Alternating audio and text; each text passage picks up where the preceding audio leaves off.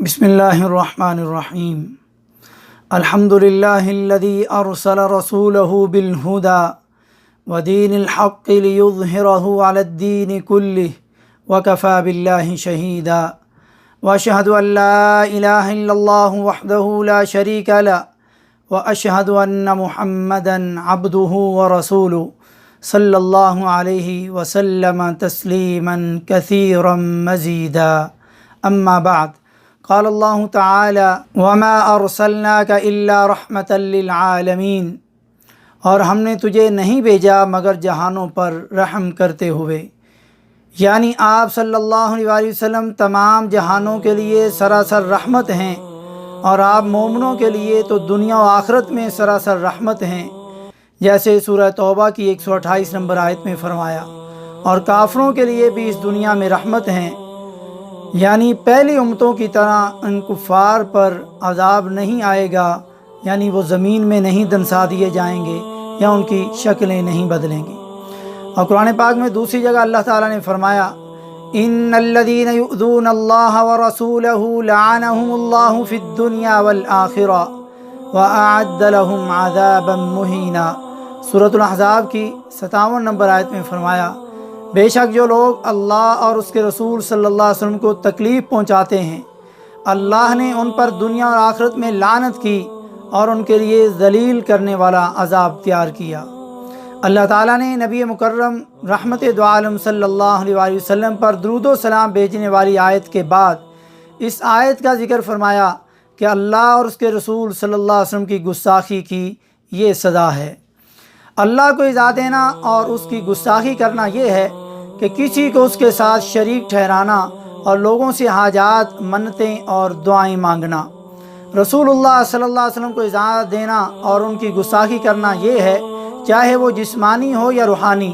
آپ صلی اللہ علیہ وسلم کو جھٹلانا، نعوذ باللہ، یا آپ صلی اللہ علیہ وسلم کی مخالفت کرنا، آپ صلی اللہ علیہ وسلم کا مذاق اڑانا، جیسے مکہ میں آپ کو شاعر، کاہن، جادو وغیرہ کہا گیا، اور مدینہ میں منافقوں کی بدزبانی اور طعنہ زنی کرنا، اور آپ صلی اللہ علیہ وسلم کو ایذا دینے میں آپ کی تکذیب اور مخالفت اور آپ کی پیاری بیویوں اور اہل بیت پر طعن و تشنیع اور زبان درازی کرنا، اور آپ کے اصحاب اور پیاروں خصوصاً حضرت ابوبکر، عمر، عثمان رضی اللہ تعالی عنہم وارضاہم پر طعن و تشنیع اور زبان درازی کرنا۔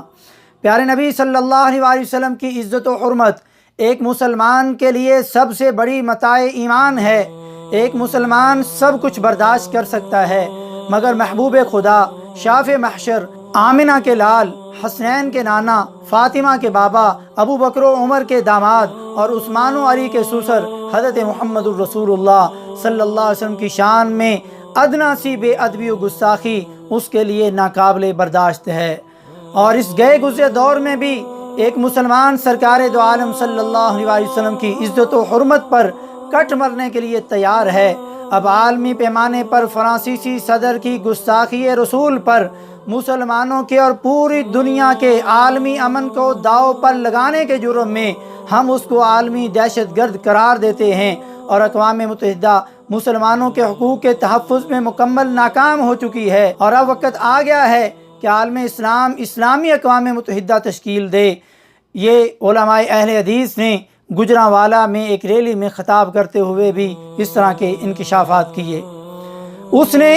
نبی صلی اللہ علیہ وسلم کی گستاخی کی، جس کے بارے میں رب رحمان نے فرمایا وما ارسلناک الا رحمۃ للعالمین، اور فرمایا انا کفیناک المستہزئین، بے شک ہم تجھے مذاق اڑانے والوں کے مقابلے میں کافی ہیں۔ حضرت عبداللہ بن عباس رضی اللہ تعالیٰ عنہما نے یہ آیت پڑھی اور فرمایا کہ نبی کا مذاق اڑانے والے بڑے بڑے 5 آدمی تھے۔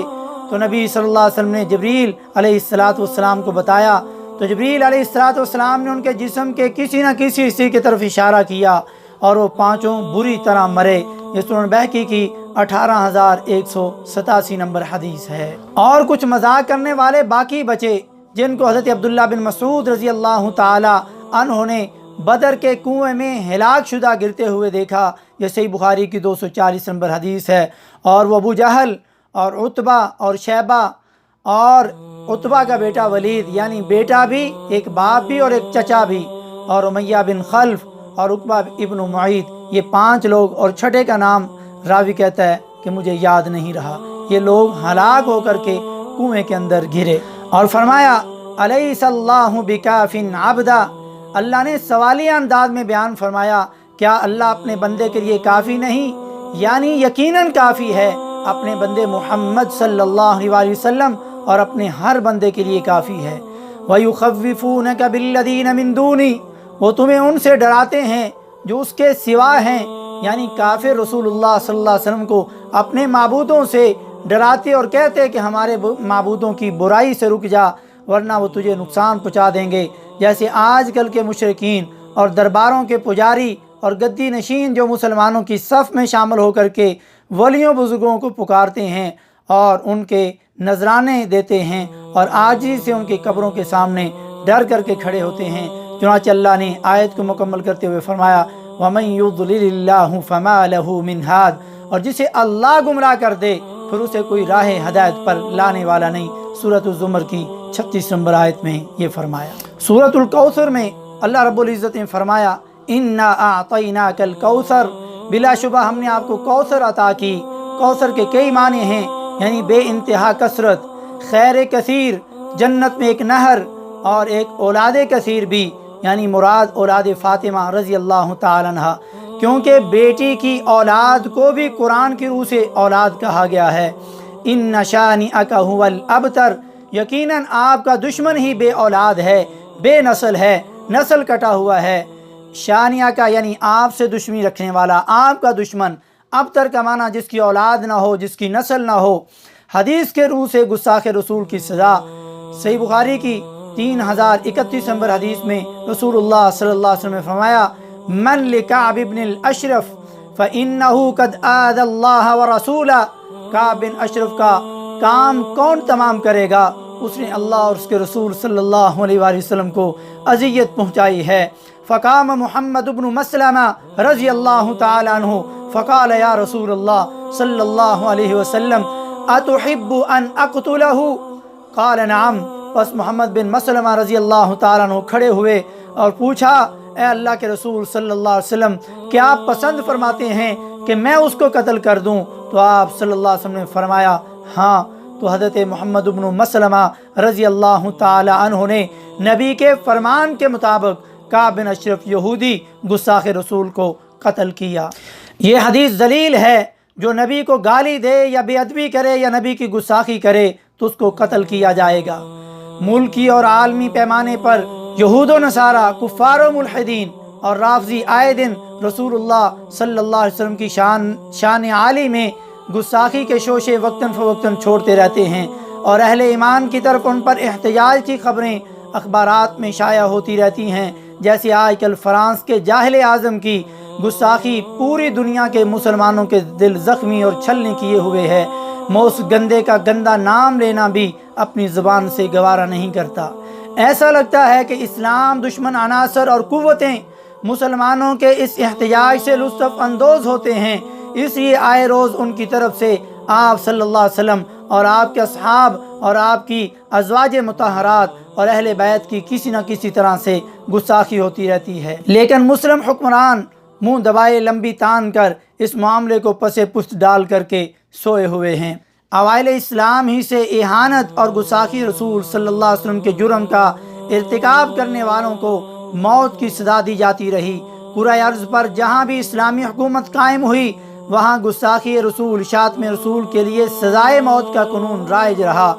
آپ صلی اللہ علیہ وسلم کے دور رسالت اور صحابہ کے دور خلافت کے بعد مشرق و مغرب کی تمام اسلامی سلطنتوں میں گستاخی رسول کرنے والوں کو ہمیشہ موت کی سزا دی جاتی رہی، اور جہاں اسلامی حکومت قائم نہیں ہوتی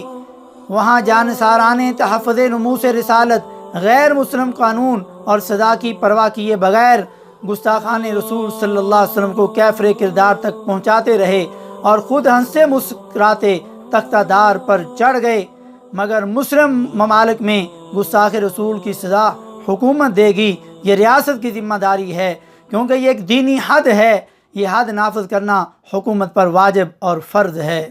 اب سوال یہ ہے گستاخ رسول کو قتل کون کرے؟ پاکستان میں کچھ دن پہلے قائد آباد میں ایک بینک مینیجر کو قتل کیا گیا، جس کی شکل بھی نبی صلی اللہ علیہ وسلم کی شکل مبارک جیسی نہیں،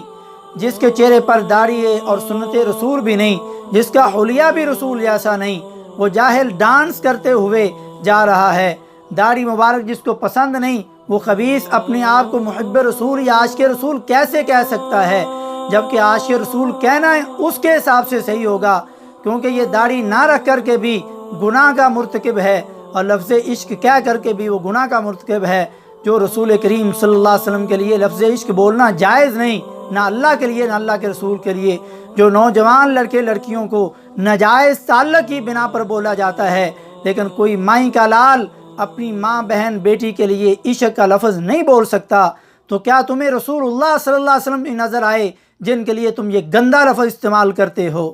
اور گستاخی کے سرٹیفکیٹ بھی خود ہی دینے شروع کر دیے، اور فیصلہ بھی خود کیا، اور سزا بھی خود ہی دینی چاہیے۔ انا للہ و انا الیہ راجعون۔ یعنی اگر خود لوگوں کو گستاخ بنا کر کے ذاتی دشمنی نکالنے کے لیے قتل و غارت کا یہ سلسلہ شروع ہو جائے تو معاشرے کا کیا برا حال ہوگا۔ اور اس خبیث لوگ کو خبیث لوگ چوم رہے ہیں جیسے اس نے بہت اچھا کام کیا ہو۔ یہ انتہائی گمراہی اور پرلے درجے کی جہالت ہے۔ یاد رکھیں، ناموس رسالت پر حملہ کرنے والے کی سزا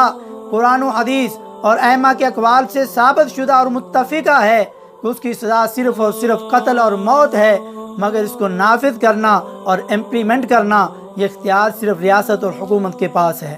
اور اگر کوئی قانون ہاتھ میں لے کر کے کسی گستاخ کو خود قتل کرے تو اس قاتل کی سزا بھی قتل ہے، کیونکہ وہ معاشرے کو تباہی کی طرف لے جانے کا بہت بڑا دروازہ اپنی مرضی سے اور ذاتی رنجش کی بنا پر کھول رہا ہے۔ جیسے قائد آباد کے اس سیکورٹی گارڈ نے اپنے بینک مینیجر کو قتل کر کے ذاتی رنجش نکالی اور خود قتل جیسے کبیرہ گناہ کا مرتکب ہوا، اور اس کی اپنی سزا بھی قتل ہے جو وہ جانتا نہیں، اور اس کے لیے قرآن کی سزا یہ ہے کہ وہ ہمیشہ ہمیشہ جہنم میں رہے گا۔ دیکھیں سورۃ النساء کی 93 نمبر آیت۔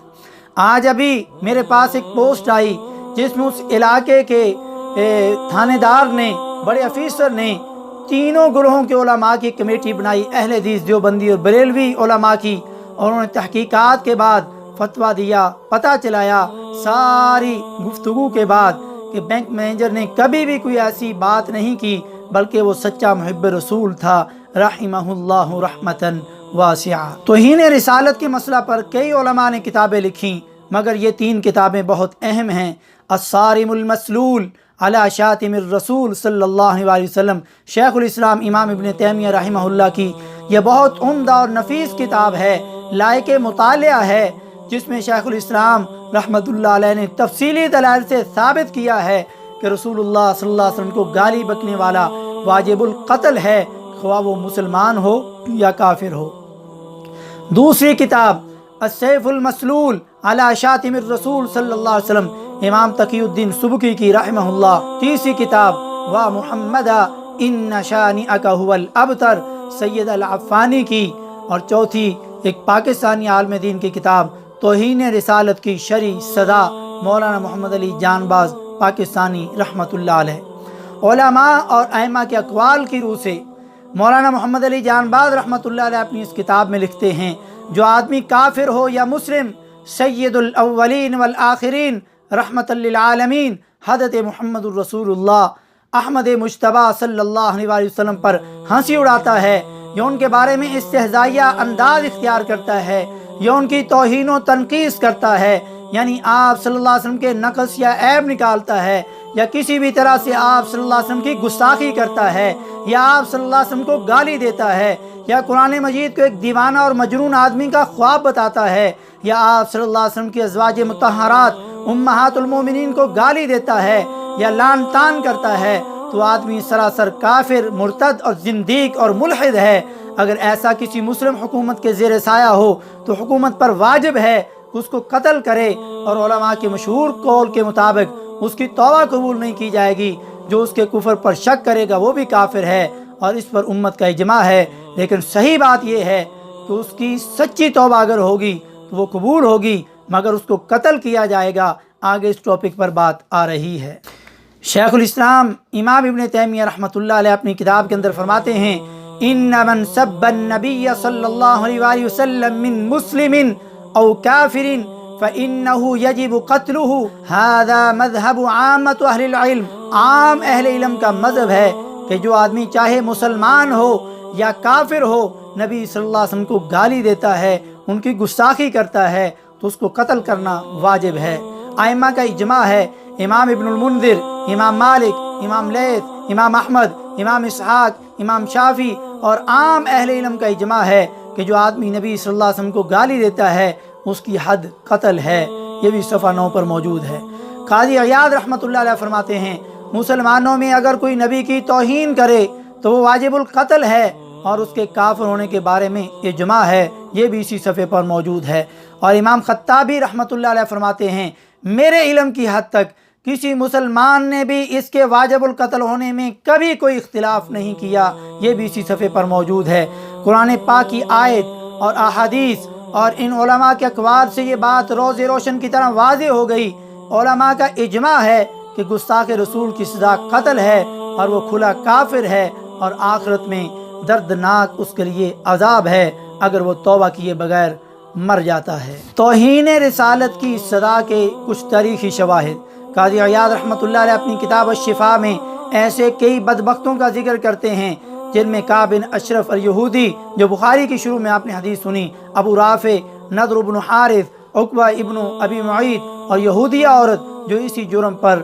یہ سب قتل ہوئے۔ عباسی خلیفہ ہارون الرشید نے امام مالک رحمۃ اللہ علیہ سے دریافت کیا کہ شاتم رسول کی کیا سزا ہے، جبکہ عراقی اور کوفی فقہا کہتے ہیں کہ اسے کوڑوں کی سزا دی جائے۔ اس پر امام مالک رحمۃ اللہ علیہ جلال میں آ گئے اور فرمایا گستاخ رسول کی سزا قتل ہے، اور فرمایا اگر رسول خدا صلی اللہ علیہ وسلم کی عزت و ناموس کو نشانہ ہدف بنایا گیا تو یہ امت باقی نہیں رہے گی۔